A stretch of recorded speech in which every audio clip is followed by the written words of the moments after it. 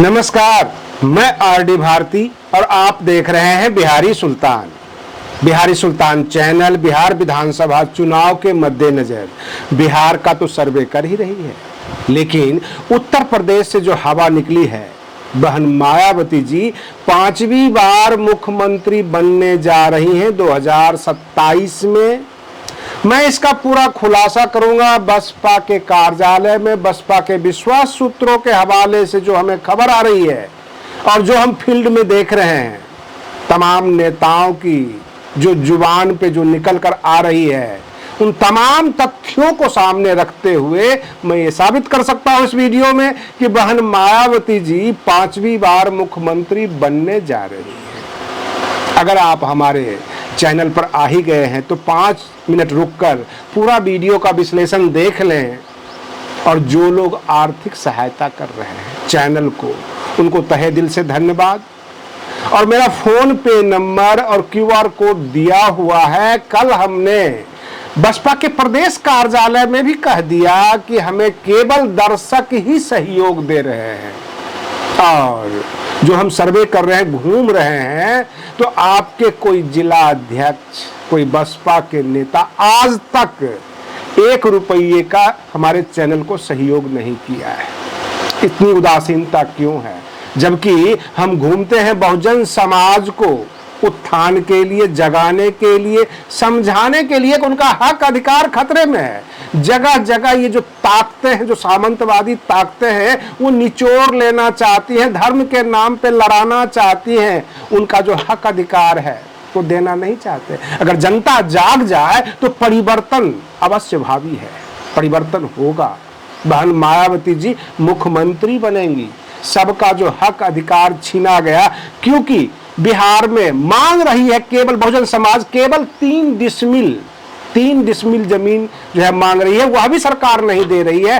3 decimal का मतलब 1 कट्ठा से भी कम, जबकि अनुमान लगाया जाता है 3-3 एकड़ जमीन बहुजन समाज को देना जरूरी है, और सरकार के पास जमीन है भी। लेकिन यहाँ पे केवल अपना आवास बनाने के लिए 3 डिसमिल मांग रही है, वह भी नीतीश सरकार से नहीं हो रहा है। हमने पिछला भी वीडियो दिखाया है, बहुत सारे लोगों के घर उजाड़ दिए गए, उनके पास आधार कार्ड, राशन कार्ड कुछ भी नहीं है, केवल जेब में लेके घूमते हैं। कल को राशन दुकान पर जहां उनको मिलता है, कोटेदार के पास, डीलर के पास, कह देगा कहाँ पे रहते हो, कहाँ बसते हो, क्या जवाब दें, क्योंकि घर तो उनका उजाड़ दिया गया, जो उनका आवास था, जो अपना निवास स्थान, वो उजाड़ दिया गया है। सरकार जो है बाढ़ पीड़ितों के साथ जो नाइंसाफी करती है। और तो और बहुजन समाज के बीच हम गए, ये बॉलीवुड अभिनेता पंजाब में बाकी जगह जाकर दान करते हैं, लोगों को सहायता देते हैं, फोटो खिंचवाते हैं। क्या बिहार के बहुजन समाज के लोग इंसान नहीं? क्या उनके पास कोई बॉलीवुड का अभिनेता आएगा? क्या भाजपा का कोई नेता आएगा? ये जो कांग्रेस है, ये हाथ में संविधान लेकर घूमती है, और बहुजन समाज पार्टी ये कहती है कि संविधान ही हमारा घोषणा पत्र है। आकाश आनंद जी भी कहते हैं कि संविधान ही हमारा घोषणा पत्र है। तो इसका मतलब यह हुआ कि बहुजन समाज पार्टी के घोषणा पत्र को राहुल गांधी जी अपने हाथ में लेके घूमते हैं और वोट में सेंधमारी करते हैं। मैंने कल प्रदेश कार्यालय में सब कुछ बता दिया।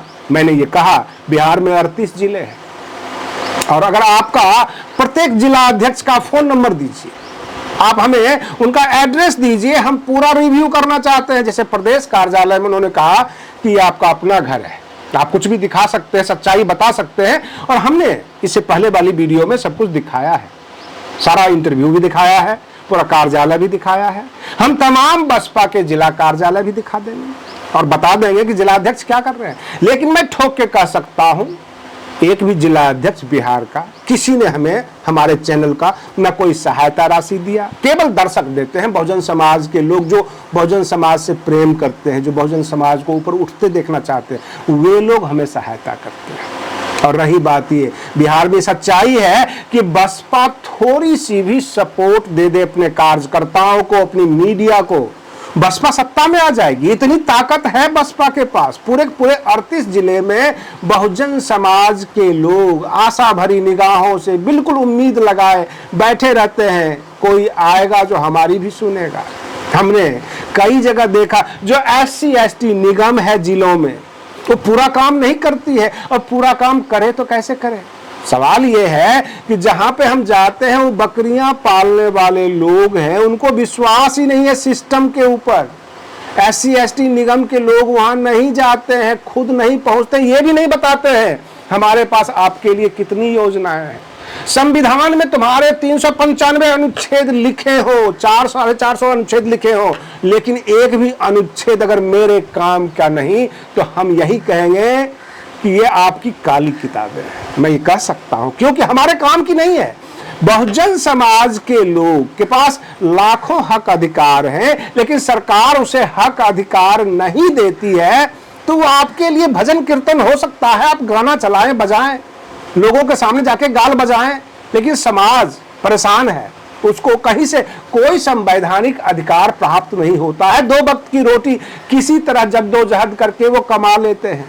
हमने डिबेट में सीधे कह दिया कि आप ये जो कहते हो, जितने भी कांग्रेसी नेता हैं जो बोलते हैं गेल भेल सेल कांग्रेस ने बनाया, इससे बहुजन समाज को क्या मिला भाई?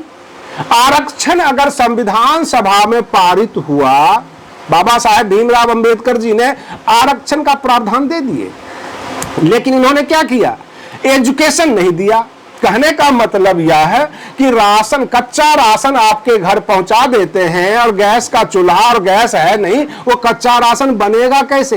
ये बहुजन समाज के लोगों के पास एजुकेशन ही नहीं होगी, एलिजिबिलिटी ही नहीं होगी, योग्यता ही नहीं होगी, वो आरक्षण का लाभ कैसे लेंगे?